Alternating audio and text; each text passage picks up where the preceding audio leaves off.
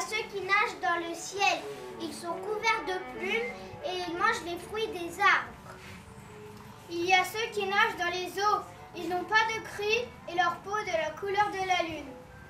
Il y a ceux qui marchent sans cesse et qui se nourrissent des herbes qui poussent sur la peau du monde. Et ceux-là ont sabots ou pieds fourchus, tête boisée ou tête cornue, et leur peuple vont en troupeaux innombrables. Il y a encore ceux qui chassent dans le noir de la nuit et qui déchirent la viande de leurs dents acérées. Et tout cela naissent avec la fleur de vie jusqu'à ce qu'ils rendent leur dernier souffle, semblables à ceux qui étaient là avant eux, semblables à ceux qui viendront après eux. Et puis est arrivé un étrange peuple. Ceux-là n'ont ni sabots pour marcher, ni dents pour tuer, ni griffes pour déchirer. Ils doivent se couvrir de la toison des autres pour se protéger des morsures du feu. Ils sont faibles, ils sont nus, et pourtant ils marchent, et pourtant ils chassent, et ils tuent. Ils frappent de loin, leurs cris ne ressemblent à aucun de ceux des autres peuples.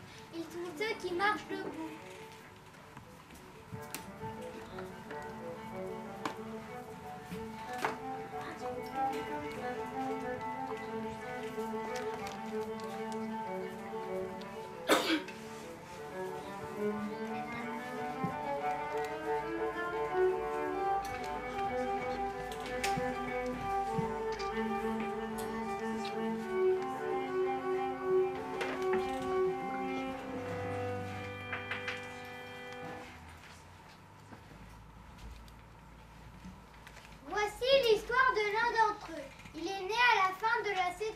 Et froide, les siens l'ont appelé Cahors.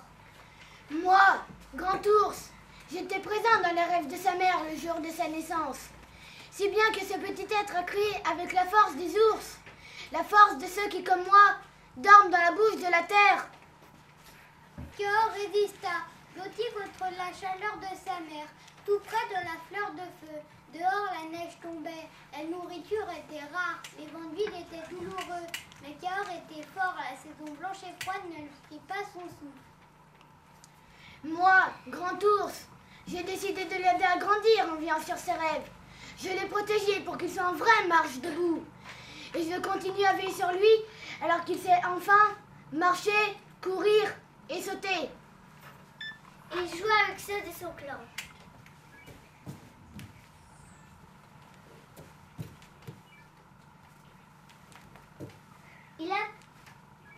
Il attrape dans la rivière les petits êtres à peau brillante.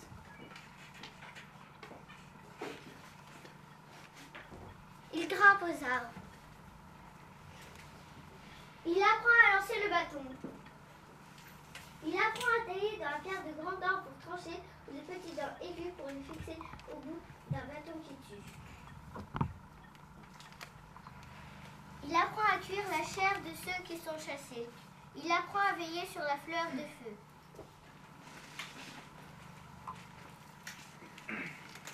Cahors, je vais t'apprendre à veiller sur la fleur de feu. Tu vas bien m'écouter et tu feras attention à ne pas te brûler. Oui, grand-mère. Il faut bien surveiller la fleur de feu, car elle peut s'échapper et tout dévorer sur son passage. Quand elle est passée, tout devient noir et on ne peut plus rien utiliser.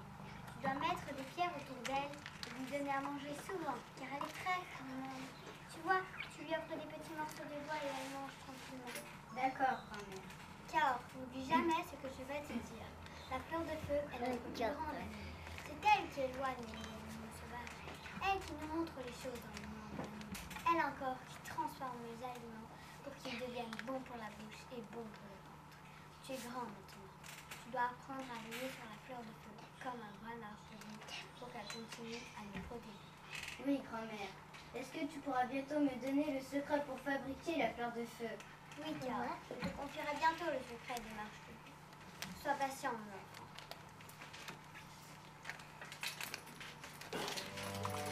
Ainsi passent les saisons de Cahors.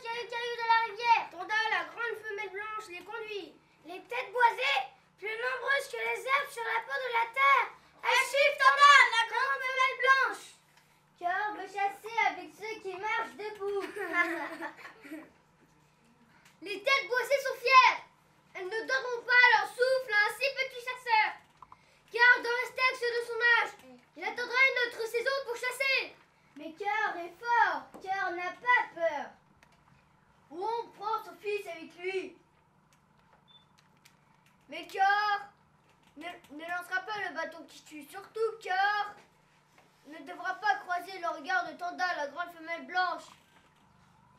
Elle parle la langue de nos ancêtres. Elle conduit son peuple des têtes boisées. Elle nourrit les marches debout. Personne ne doit la regarder dans les yeux.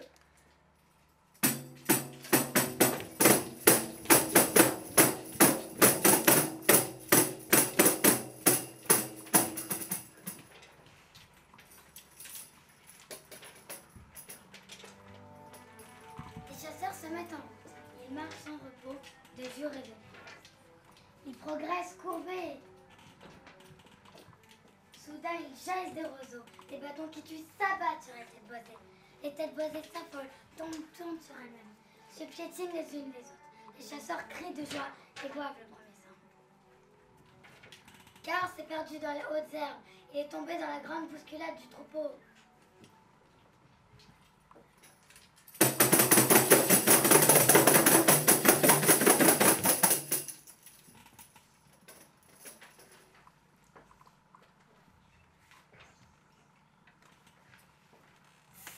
Un petit marche debout. Tu es bien jeune pour oser prendre le souffle d'une tête boisée. Bien trop jeune. Quel est ton nom? Je suis Cœur, fils de On. Tu entends ma langue? Jeune marche debout. C'est bien. Tu respectes la parole donnée à ton père. C'est très bien. Je te fais un cadeau. Tu sauras toujours retrouver les pas de mon peuple, mais tu ne devras jamais prendre le souffle d'une tête boisée. Jamais. Mais Cœur est un marche debout.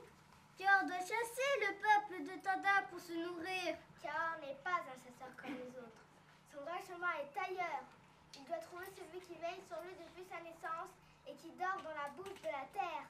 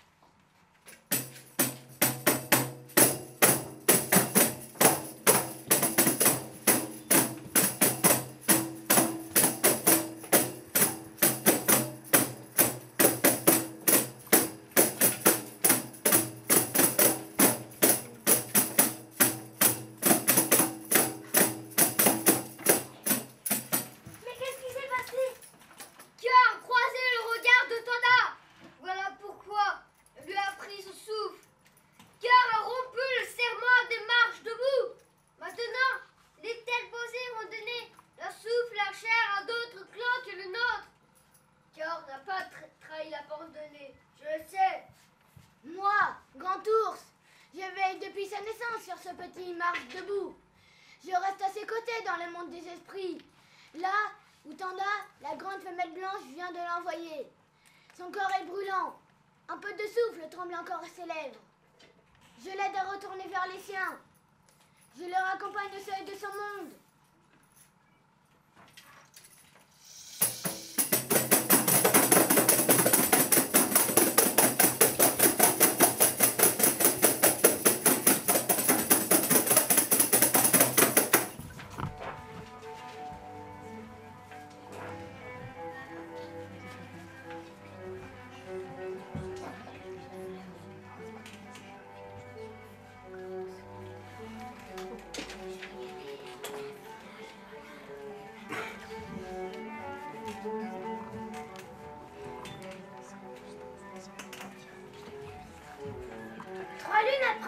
Chasse aux têtes boisées, où le vaillant père de cœur tombe d'une falaise. Son corps brisé perd le dernier souffle. Tout le clan accompagne en sa dernière demeure. On couvre de fleurs sa dépouille et on appelle sur lui la protection de Tanda pour son voyage au pays des ombres. Car reste seul désormais face à la colère de son oncle.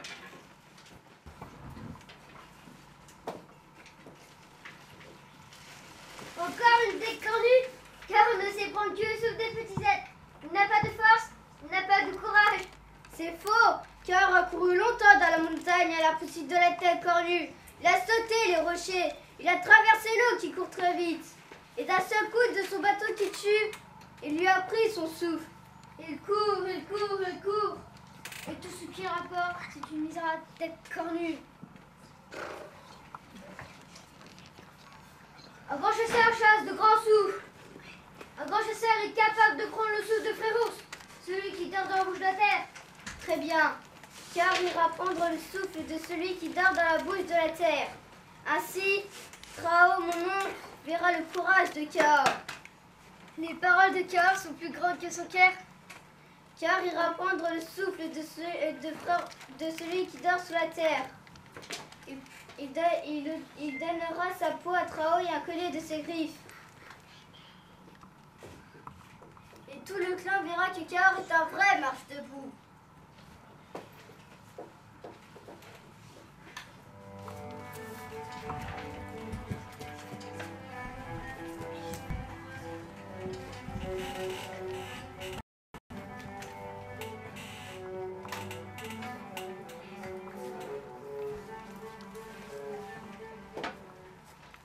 Mère, Cahors doit partir prendre le souffle de celui qui dort dans la bouche de la terre. Mais pourquoi? Cahors n'est encore qu'un jeune chasseur. Et Frérours est puissant. Il ne donnera pas son souffle si facilement. Cahors peut attendre une autre saison pour partir. Non, mère, Cahors doit partir pour montrer au clan qu'il a un vrai marche debout.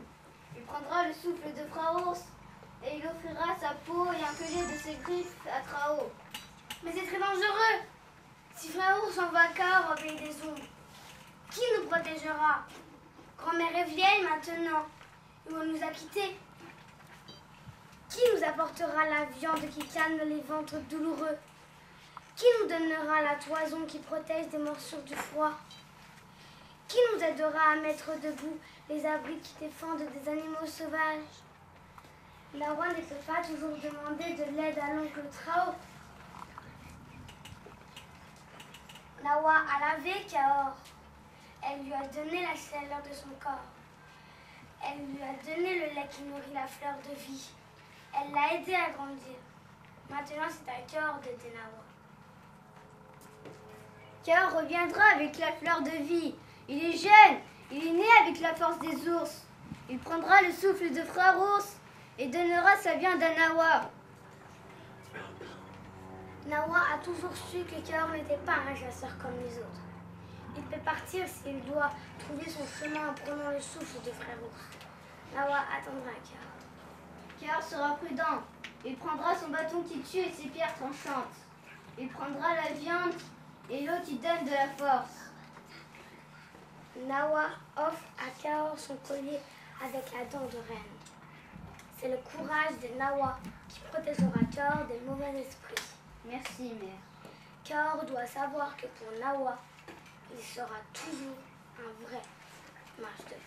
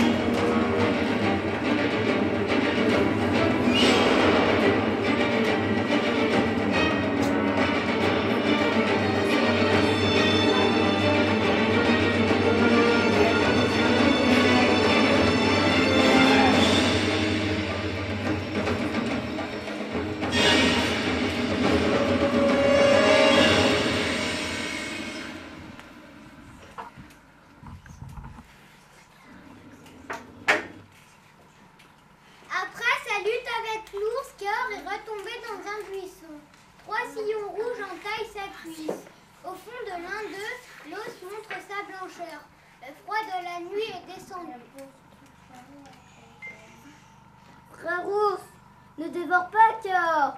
Cahors veut rester entier pour aller chasser au pays des ombres. Grrr, te voilà, petit marche debout. Tu ne me connais pas. Moi, je t'ai vu naître. Quelle idée d'aller provoquer mon frère dans la bouche de la terre. Tu as de la chance. Il aurait pu te dévorer. Je lui ai demandé de te laisser la fleur de vie. Seulement, sa colère est grande, très grande. Alors tu dois lui donner quelque chose en échange. Mais Cahors n'a rien apporté. Tu dois lui donner quelque chose. C'est la règle. Chaque souffle en prie. Voyons. Laisse-moi réfléchir. Une jambe, ce serait bien? Très bien, car ira chasser. Il prendra une jambe d'une tête cornue ou celle d'un court très vite. Le grand Pharos qui dort dans la bouche de la terre sera content. Ce n'est pas Petit Marche Debout de décider. Mon frère veut la jambe de Marche Debout. Non, car n'ira pas chasser un Marche Debout. Qui te parle de tes frères? C'est ta viande que tu dois laisser en cadeau. C'est le prix à payer. Mais non, non, car veut marcher. Le Petit Marche Debout veut garder ses deux jambes. Mais c'est trop tard. Sa jambe ne pourra plus le soutenir autant que l'autre. À chaque pas, elle y fera défaut. Car boitera jusqu'à son dernier souffle. J'ai dit!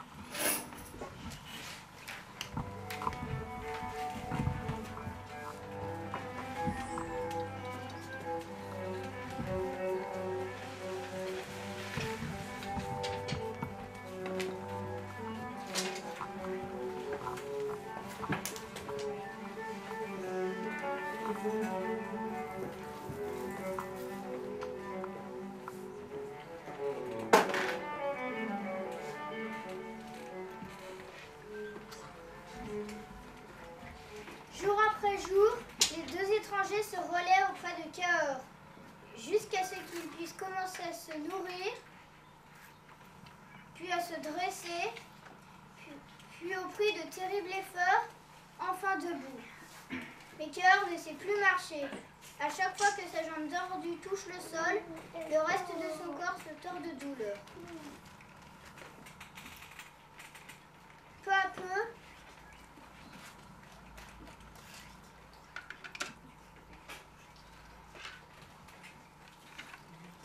les trois marchent debout en mimant les gestes que tous les chasseurs ont en partage, reconnaissent assez de mots pour se parler d'une langue à l'autre. Cahors raconte les têtes boissées, la rencontre de Tanda, la colère de son oncle. Il raconte sa lutte avec celui qui dort dans la bouche de la terre. Cahors n'a-t-il pas eu peur de partir tout seul combattre Pharos? Non, Cahors avait décidé de prouver à tout le monde qu'il était un vrai Marche Debout. Et Nawa, la mère de Cahors, lui a donné son collier à dents de reine pour se protéger des mauvais esprits. Comment Cahors a-t-il trouvé celui qui dort dans la bouche de la terre? Cahors a mis 2 jours pour atteindre la haute falaise, devant la bouche de la terre.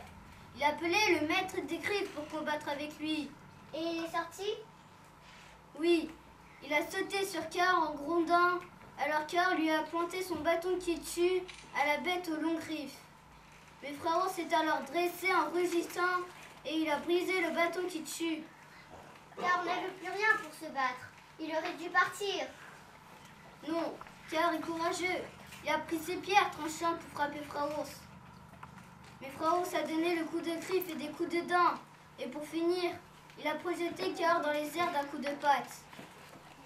Qu'a fait Pharos ensuite? Rien. Il est reparti dans son antre et Cahors a commencé à voyager au pays des ombres. C'est à ce moment-là que Grand Ours, son frère, m'a parlé. Il m'a dit que Cœur devait donner sa jambe en échange de la fleur de vie. Sia ne se lasse pas de le voir jouer ce récit.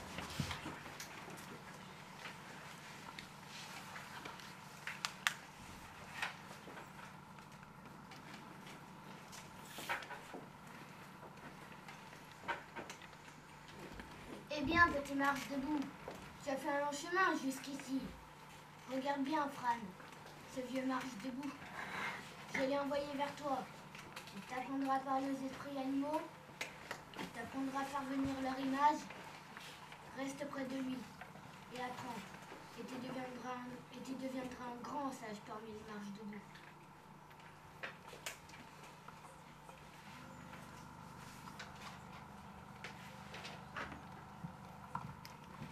Ce que découvre Cahors en reprenant la marche, c'est le regard de Tia qui se pose sur lui, l'éclat de son sourire et la douceur inconnue de ses gestes. Fran s'éloigne souvent pour les laisser l'un avec l'autre.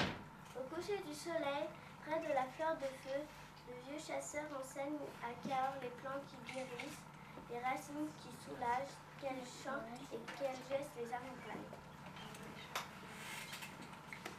Passent plusieurs saisons blanches et froides. Cahors a retrouvé assez de vigueur pour chasser les petites proies. Il ne court pas. Il ne marche plus aussi longtemps qu'autrefois, ni aussi loin. Mais il a gagné en force et son esprit est plus que jamais aiguisé. Un jour, au-dessus de la forêt, il aperçoit la fumée d'un campement. Sous le couvert des arbres, il reconnaît une odeur familière, l'odeur de son clan. Ah, Cœur est revenu du pays des ombres.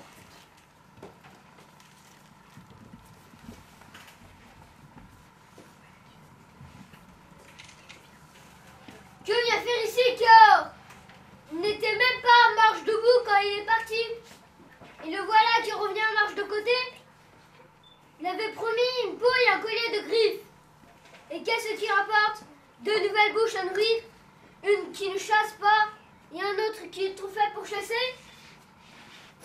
Cœur revient pour guider les siens vers les têtes boisées. Les têtes boisées ne viennent plus. C'est la faute de Cœur. Mon frère Moumon a laissé son souffle au pied d'une falaise. C'est de la faute de Cœur. Il est grand temps à Cœur de retourner au pays des ombres.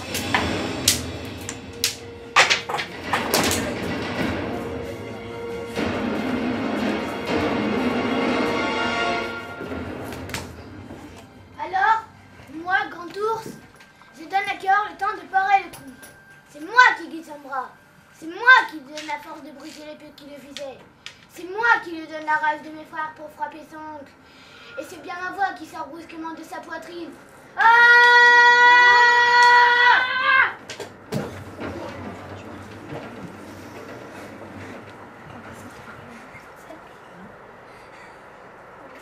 Comment Trao, ce grand chasseur au plus fort de son âge, a-t-il pu être vaincu par Cahors, tout juste sorti de l'enfance? Cahors, ce pauvre manque de collier qui tremble sur ses jambes.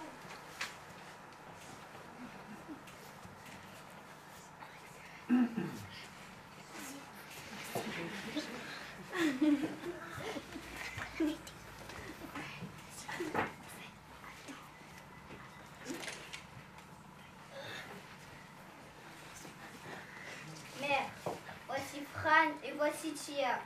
Ils ont veillé sur mon souffle. Ils ont soigné ma jambe.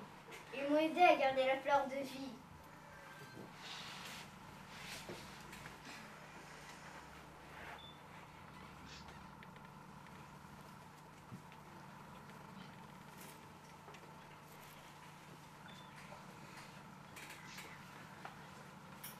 Trao a eu tort. Cœur est le bienvenu parmi les siens. Mais les têtes boisées ne viennent plus. Leur chair manque. Beaucoup d'entre nous perdront leur souffle pendant la saison blanche et froide. Cœur ira parler aux esprits animaux. Demandera à Tanda, la grande femelle blanche, que le peuple des têtes boisées accepte encore une fois de donner leur chair. Cœur est un grand marche. Son père Ron serait fier de lui.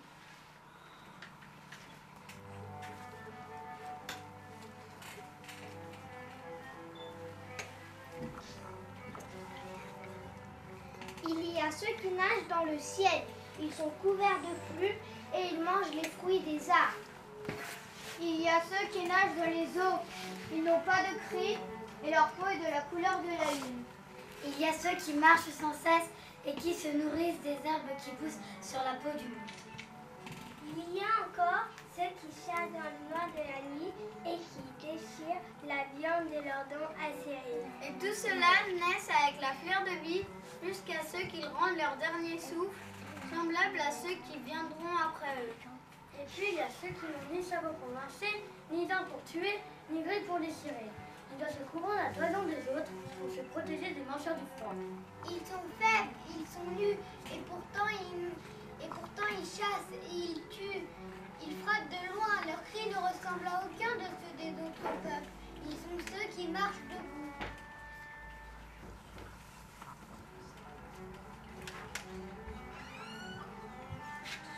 Même quand le souffle de la maladie le rend plus faible, quand devenu trop vieux, ils dépendent des autres chasseurs pour la nourriture. Même lorsque leurs jambes ne leur soutiennent plus, ils sont encore des marches debout. Et seuls les enfants qui tiennent les petits êtres au souffle fragile pour la tiédeur de leur sein et qui les bercent dans le murmure de leur chant. Elles sont des marches debout.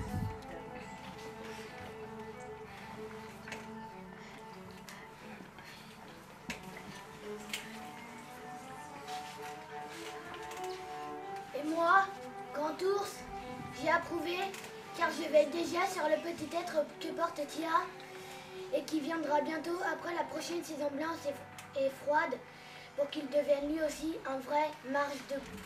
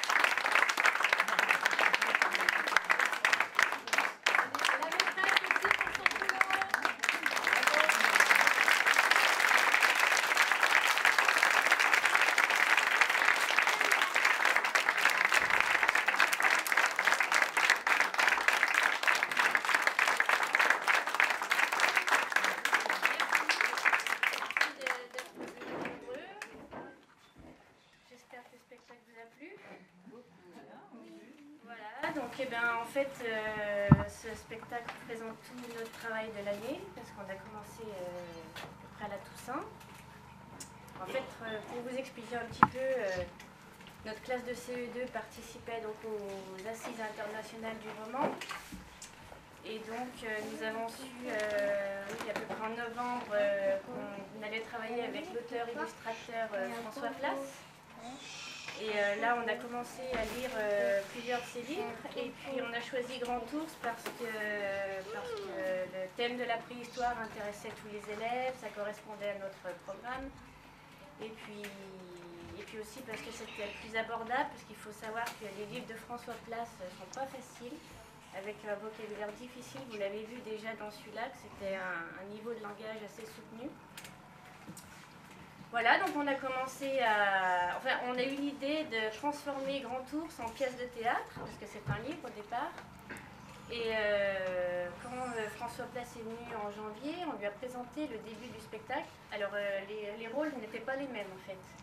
Donc, par exemple, Cahors, c'était Yanis, on avait Romain qui était Grand Ours, etc. Puis après, dans une deuxième partie de l'année, on a décidé un peu de tourner, de changer les rôles pour que tout le monde puisse avoir l'occasion d'avoir des gros rôles, tous ceux qui avaient envie d'apprendre en fait, des gros rôles. Voilà, on a continué à écrire toutes les scènes qui manquaient en fait. Vous avez peut-être remarqué certaines scènes qui ont été écrites par les élèves dans le texte. Donc même si on a essayé de garder le style de François Place, peut-être que vous avez remarqué des scènes un petit peu différentes.